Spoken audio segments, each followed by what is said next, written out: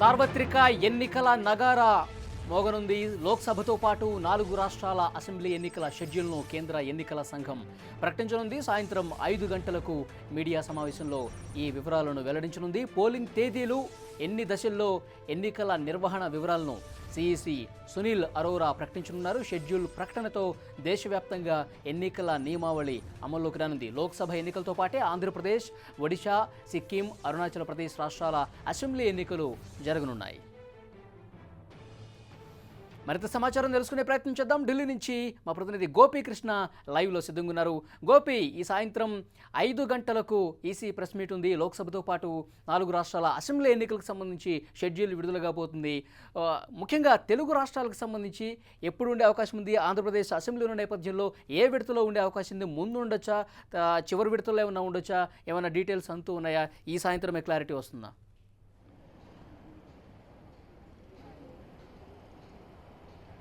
ఖచ్చితంగా వలి తెలుగు రాష్ట్రాలకు సంబంధించిన ఎన్నికల షెడ్యూల్ ఏ విధంగా ఉండబోతుంది అనేది కూడా 10TV ఎక్స్క్లూజివ్గా ప్రజలకు అందించబోతోంది. ప్రధానంగా గతసారి 2014లో ముఖ్యంగా ఎన్నికలు ఏ విధంగా జరిగాయో విడతల వారీగా అదే కోణంలో ఈసారి కూడా ముఖ్యంగా తెలుగు రాష్ట్రాల్లో కూడా అయితే ప్రధానంగా ఒకే విడతలో ఎన్నికలు జరిగే అవకాశం ఉంటుంది. ఇటు తెలంగాణలోను, ఏపీలోను ముఖ్యంగా ఒకటే దశలో ఎన్నికలనే ఉంటాయి. అయితే వేరువేరు తేదీల్లో ముఖ్యంగా ఎన్నికలు జరిగే అవకాశం ఉంటుంది. ఏప్రిల్ మధ్య నుంచి మే మధ్య వరకు కూడా ఈ ఎన్నికలు జరుగుతాయి. అయితే ఏప్రిల్లోనే ముఖ్యంగా ఏప్రిల్ చివరి వారంలో తెలంగాణలోను అలాగే ఆంధ్రప్రదేశ్లోనూ కూడా ఎన్నికలు జరిగే అవకాశం ఉంటుంది. ఎందుకంటే ఎండల ప్రభావం ముఖ్యంగా అధికంగా ఉండడంతో దక్షిణాది రాష్ట్రాల్లో త్వరగా ఎన్నికలను ముగించాలి అని చెప్పి కేంద్ర ఎన్నికల సంఘం భావిస్తుంది. ఈ నేపథ్యంలోనే ఆంధ్ర, తెలంగాణలో ప్రధానంగా ఆంధ్రప్రదేశ్లో లోక్సభ ఎన్నికలతో పాటుగా ఇటు అసెంబ్లీ కూడా ఎన్నికల షెడ్యూల్ అనేది రాబోతోంది. సో లోక్సభకు సంబంధించిన 25 ఎంపీ స్థానాలు అలాగే ఇటు అసెంబ్లీకి సంబంధించిన ముఖ్యంగా 170 స్థానాలకు సంబంధించిన షెడ్యూల్ని ముఖ్యంగా ఎన్నికల సంఘం విడుదల చేయబోతోంది. అయితే రెండు కూడా ముఖ్యంగా లోక్సభ అలాగే అసెంబ్లీ రెండింటికి సంబంధించి కూడా ఒకే దశలో ఒకేసారి పోలింగ్ అనేది జరగబోతుంది ఆంధ్రప్రదేశ్లో. అలాగే తెలంగాణలో కూడా ఇటీవల అసెంబ్లీ ఎన్నికలు ముగిశాయి. ఇక పార్లమెంట్కి సంబంధించిన ఎన్నికలు మాత్రమే జరగాల్సి ఉంది. కాబట్టి ఒకే దశలో ముఖ్యంగా మావోయిస్టు ప్రభావిత ప్రాంతాలు అధికంగా ఈ రెండు రాష్ట్రాల్లో కూడా లేవు. పెద్ద ఎత్తున సున్నిత ప్రాంతాలు కూడా ఈ రెండు రాష్ట్రాల్లో కూడా కనిపించట్లేదు. కాబట్టి మొదటి దశలోనే ముఖ్యంగా 3 నుంచి 4వ దశలో ముఖ్యంగా ఎన్నికలు దాదాపు 7 విడతల్లోగా జరగవచ్చు అన్న సమాచారం అయితే అందుతుంది. సో 3-4 విడతల్లో ఆంధ్రప్రదేశ్ అలాగే తెలంగాణ రాష్ట్రాల్లో ఎన్నికలు జరిగే అవకాశం కనిపిస్తోంది. ప్రధానంగా ఈశాన్య రాష్ట్రాల్లో మొదటగా ఏవైతే తక్కువ స్థానాలు, ఎంపీ స్థానాలు తక్కువ ఉన్నాయో, లోక్సభ సంబంధించిన స్థానాలు, ఆ ప్రాంతాల్లో మొదటగా ఎన్నికల్ని కంప్లీట్ చేసే అవకాశం ఉంది. కొండ ప్రాంతాలు, ఎత్తైన ప్రాంతాల్లో మొదటగా ఈశాన్య రాష్ట్రాల్లో ఎన్నికలు నిర్వహించి తర్వాత ముఖ్యంగా ఛత్తీస్గఢ్, జార్ఖండ్ ఇటువంటి రాష్ట్రాలు ప్రధానంగా మావోయిస్టు ప్రభావిత ప్రాంతాలు అలాగే సున్నిత ప్రాంతాలు అధికంగా ఉండి కొంత ఎన్నికల నిర్వహణకి ఇబ్బంది కలిగించే ప్రాంతాలు ఏవైతే ఉంటాయో ఆ ప్రాంతాల్లో ముఖ్యంగా దశల వారీగా ఒకే రాష్ట్రంలో 2-3 దశల్లో ఎన్నికలు నిర్వహించవచ్చు.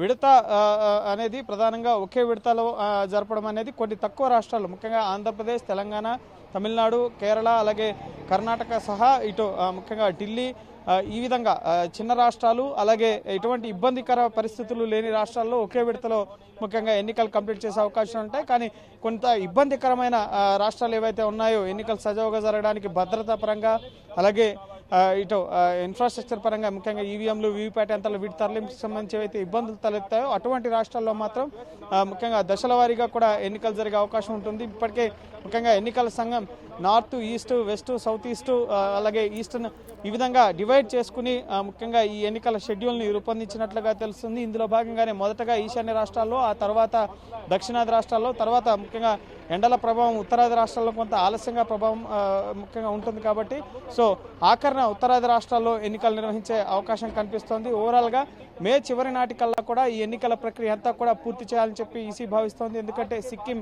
అసెంబ్లీ పదవీ కాలం అనేది మే 27వ తారీఖుతో ముగుస్తుంది. సో ఆ లోపే సిక్కిం అసెంబ్లీ ఫలితాలు వెల్లడించాలి.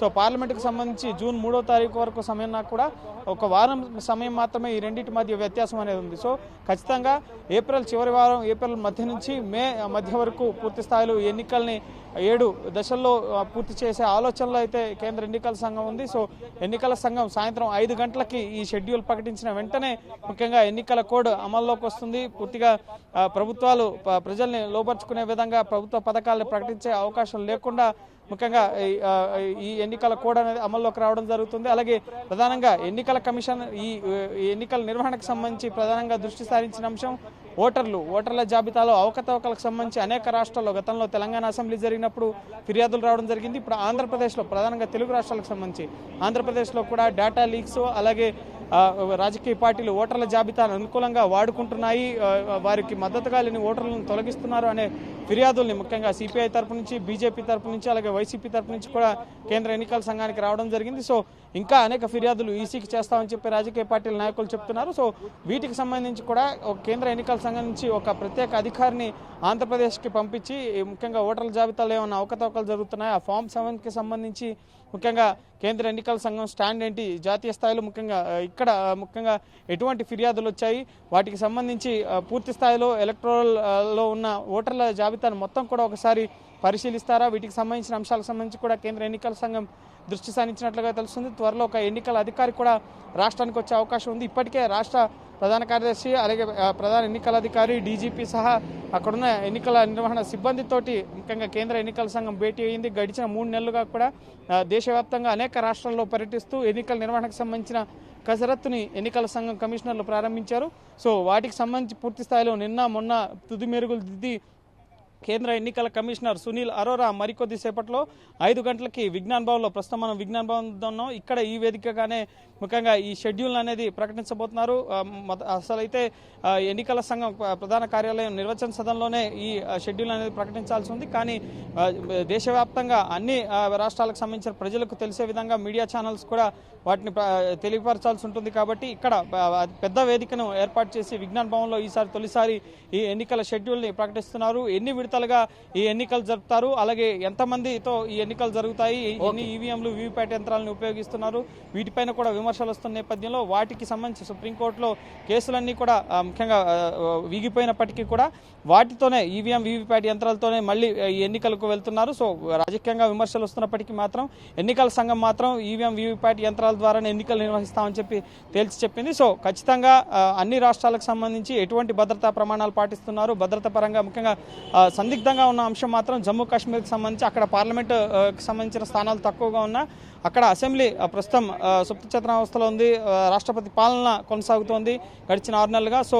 అక్కడ అసెంబ్లీ ఎన్నికలు జరుగుతాయా లేదా, భద్రత పరంగా ముఖ్యంగా జమ్మూ కాశ్మీర్ అలాగే ఇటు భారత్ సరిహద్దుల్లో ఉన్న ఉద్రిక్త పరిస్థితుల నేపథ్యంలో జమ్మూ కాశ్మీర్లో అసెంబ్లీ ఎన్నికలకు ప్రస్తుతం పరిస్థితులు అనుకూలిస్తాయన్న అంశానికి సంబంధించి కూడా 2 రోజుల పాటు అక్కడ పర్యటించి వచ్చి ముఖ్యంగా కీలకంగా చర్చించడం జరిగింది. సో దీనికి సంబంధించి కూడా ఒక క్లారిటీ అనేది రావాల్సి ఉంది. సో లోక్సభ 2019 17వ లోక్సభకు సంబంధించిన షెడ్యూల్ని ప్రకటించడంతో పాటు 4 రాష్ట్రాలు అరుణాచల్ ప్రదేశ్, ఆంధ్రప్రదేశ్ అలాగే సిక్కిం, ఒడిశా ఈ అసెంబ్లీ ఎన్నికలకు సంబంధించి కూడా ఈరోజు సాయంత్రం షెడ్యూల్ అనేది విడుదల కాబోతోంది.